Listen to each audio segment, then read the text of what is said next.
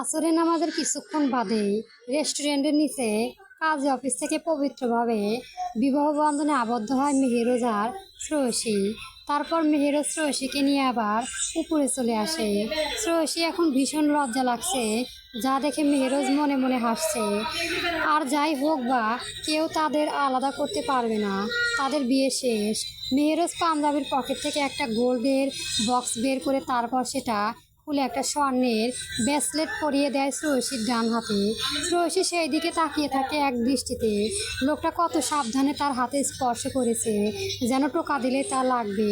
মেহেরোজ এবার কফি কাপে চুমুক দিয়ে বলে, কাপটা দূরে সরিয়ে রেখে শ্রেয়সীর সামনে ফাইলটা আবারও এগিয়ে দিয়ে শান্ত শীতল কণ্ঠে বলে, সারা জীবনের জন্য আমার জীবনে পদার্পণ করার জন্য আপনাকে স্বাগতম মিসেস মেহেরোজ মির্জা। মেহেরোজের শেষ কথাটুকু শুনে শ্রেয়সী ভীষণ ভালো লাগে, সাথে ভীষণ লজ্জাও পায়। মেহেরোজ শ্রেয়সীর দিকে তাকিয়ে বলে, তো ম্যাডাম, ফাইলে তো আপনাকে বিশ্বাস করে সই করে কি লেখা আছে পড়ে দেখলেন না? মেহেরোজের কথায় মুখ তুলে চায় ফাইলের দিকে শ্রেয়সী। মেহেরোজ শ্রেয়সীর দিকে ফাইলটা আরও এগিয়ে দেয়।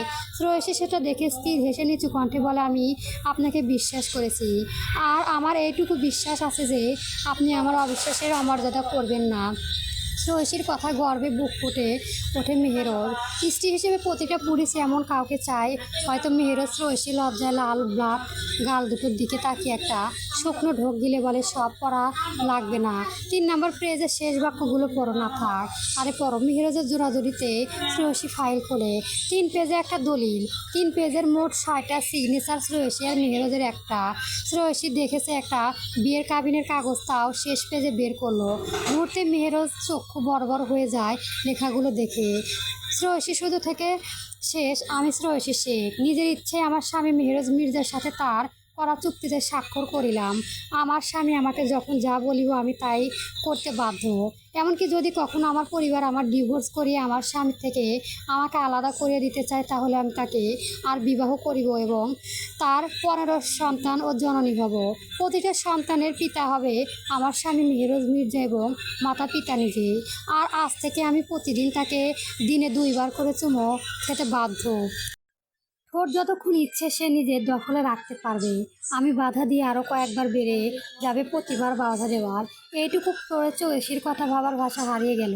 এ কী অবস্থা, সে কেন পড়ে এত বড় ভুল করে ফেলল? শ্রেয়সী আর বাকিটুকু পড়তে পারলেন না। তার আগে মেহেরোজ শ্রেয়সীর হাত থেকে ফাইলটা টেনে নিয়ে বলল, অনেক হয়েছে পড়া, এবার আমার পাওনা আমাকে দিয়ে দাও। আপনার পাওনা মানে?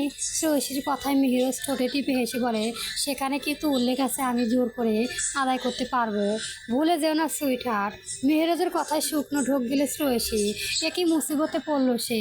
এই লোকের মনে মনে এই ছিল তাহলে? শ্রেয়সীকে চুপ থাকতে দেখে মেহেরোজ চেয়ার ছেড়ে উঠে বসে যেতে শ্রেয়সী তাড়াতাড়ি নিজের হাত দিয়ে নিজের মুখ চেপে ধরল। তা দেখে শ্রেয়সী হেসে ফেলল। শ্রেয়সী তা দেখে কিছুটা রাগ মিশ্রিত কণ্ঠে বলল, আপনি আমার সাথে বেইমানি করলেন অসভ্য লোক। আমি জানলে জীবনেও এমন কিছু সিগনেচার করতাম না। শ্রেয়সীর কথায় মেহেরোজ শ্রেয়সীর মুখের দিকে কিছুটা এগিয়ে গিয়ে বলল, আগে বলো কি বউয়ের থেকে প্রতিদিন 2টো চুমো খেতে পারতাম সুইটহার্ট, তুমি না চাইলেও আমি দিতে পারি। আমি আবার ভীষণ দয়ালু বউ বিষয়ে। চুপ করুন খারাপ লোক। শ্রেয়সী লজ্জায় মাথা নুয়ে নেয়। মেহেরোজ চেয়ার থেকে উঠে শ্রেয়সীর পাশে চেয়ারে বসে। শ্রেয়সী কিছুটা কেঁপে উঠে বলে, লজ্জায় শ্রেয়সীর পকেট থেকে ফোন বের করে কয়েকটা সেলফি তোলে, তারপর হাতে হাত রেখে ছবি তোলে। শ্রেয়সীর হাতে একটা চুমু খায়, তারপর মেসেঞ্জারে ঢুকে গ্রুপে শ্রেয়সী মেহেরোজে ওর বউ আছে। রাতে তীব্র শীতল বাতাসের জঙ্গলের ভিড়ে গাছগুলো দুলছে। সমুদ্রের নির্বাল বাতাস গা ছুঁয়ে যাচ্ছে টায়ারের বাতাস আনাম নিয়া। জঙ্গলের ভিতর ছোট খাল, এই খালে মিশে নদীর দিকে, আবার সাগরে, আবার ছোট ছোট খালেও। টাওয়ালের বাইরে অংশ ঘুটঘুটে অন্ধকার হলেও ভেতরে হলুদ আবার ছড়িয়ে আছে। চেয়ারে বসে আছে আনামিয়া। আনামিয়ার সামনে বস্ত্রহীন অবস্থা, মাথা নিচু করে হাঁটু গুজে বসে কান্নায় ভেঙে পড়েছে কয়েকজন নারী। আনামিয়ার সিগারেটে ধরিয়ে টানতে শুরু করে সেলফিরে তাকিয়ে। আজকে মিটিং থেকে আসার সময় গার্মেন্টস কর্মীদের তুলে নিয়ে এসেছে, যদিও আগে থেকে এদের সব কিছু জানা।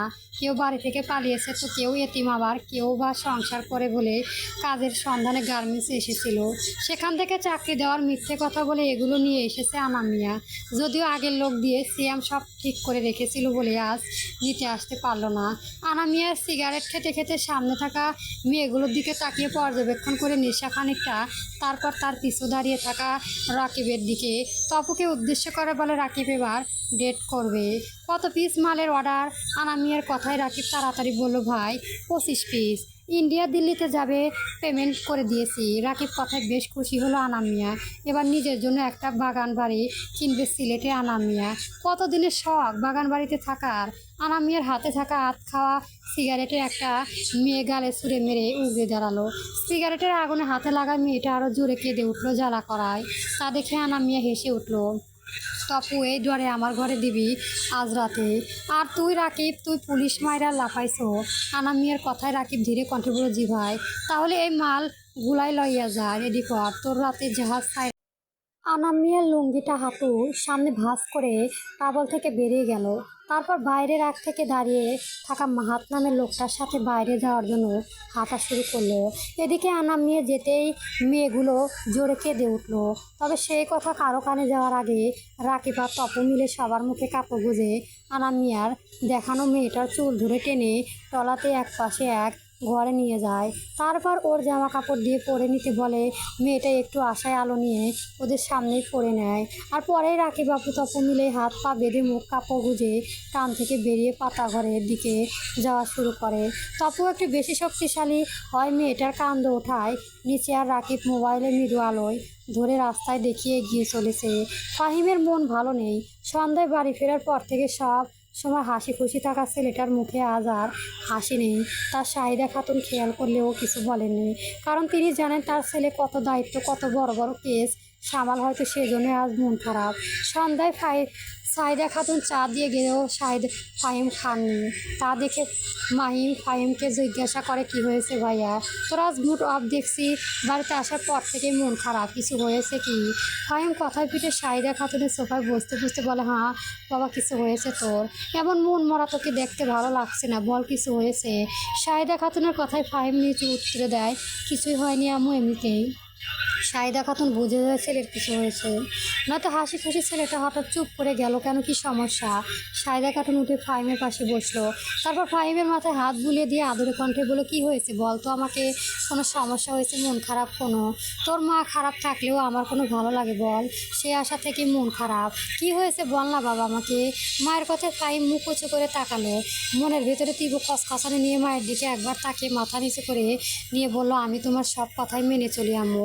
একটা কথা অমান্য করলে কি খুব বেশি কষ্ট পাবে তুমি? না বাবা, বলো কি কথা, আমি কষ্ট পাবো না। আমি একজনকে ভালোবাসি আম্মু, আর আমি চাই তাকে বিয়ে করতে। সব কথা আমি তো শুনি। আমার এই অবদারটা রাখবে আম্মু, মেয়েটাকে আমার করে এনে দেবে। পরবর্তী গল্প পেতে আমার চ্যানেলটি সবার আগে সাবস্ক্রাইব করে রাখবেন। ধন্যবাদ। গল্প লেফটেন্যান্ট মেহরাজ মির্জা চলবে।